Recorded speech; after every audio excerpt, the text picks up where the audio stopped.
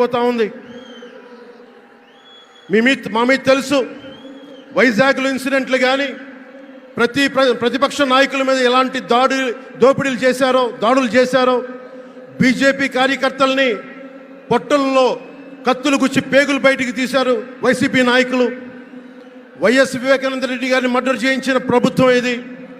CBN గారిని ఇబ్బంది పెట్టిన ప్రభుత్వం అరెస్ట్ చేసి నన్ను స్వయాన అనేక పర్యాయాలు అడ్డుకున్న ప్రభుత్వం ఇది.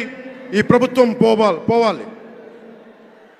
ఈ ప్రభుత్వం పోవాలంటే ఒకటే, డబ్బులు పెరిగిపోయిన జగన్కి ఎవరు అడ్డు ఆపు లేరు, నేను ఏదైనా చేయగలను అనుకుంటున్నాడు. రావణాసురుడు కూడా ఒకటే అనుకున్నాడు, నా చుట్టూ బంగారంతో కట్టిన లంక ఉంది, వజ్రాలతో వైడూర్యాలతో ఉన్న పుష్పక విమానం ఉంది, ధీరులు సూరులు మంది మార్బలం ఉన్నారు అనుకున్నాడు. నన్నేం చేయగలడు అనుకున్నాడు. నార చీర కట్టుకొని నేల మీద నిలబడి శ్రీరాముడు బాణంతో చంపేశాడు. రాష్ట్రాన్ని రావణ కాష్టం చేసిన అయోధ్యకే రాముణ్ణి తీసుకొచ్చిన శ్రీ మోదీ గారు ఇక్కడ ఉంటే, రాష్ట్రాన్ని రావణ కాష్టం చేసిన చిటికిని వేలంత రావణాసురుణ్ణి తీసేయడం అంత కష్టమా?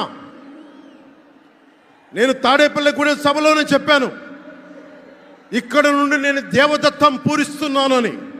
అర్జునుడు పూరించిన శంఖం దేవదత్తం అంటే నేను దేవదత్తం అన్నాను, కానీ పాంచజన్యం అనలేదు.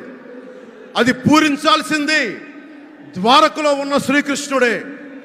అక్కడి నుండే మోదీ గారు పాంచజన్యాన్ని వచ్చిన మోదీ గారు, గుజరాత్ ద్వారక నుంచి వచ్చిన శ్రీ మోదీ గారు ఈ కురుక్షేత్ర యుద్ధం కోసం పాంచజన్యాన్ని పూరిస్తారు. ఇక్కడ జరగబోయే ఎన్నికల కురుక్షేత్రం, ఈ యుద్ధం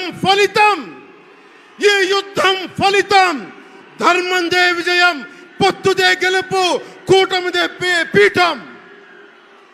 ధర్మందే విజయం, పొత్తుదే గెలుపు, కూటమిదే పీఠం.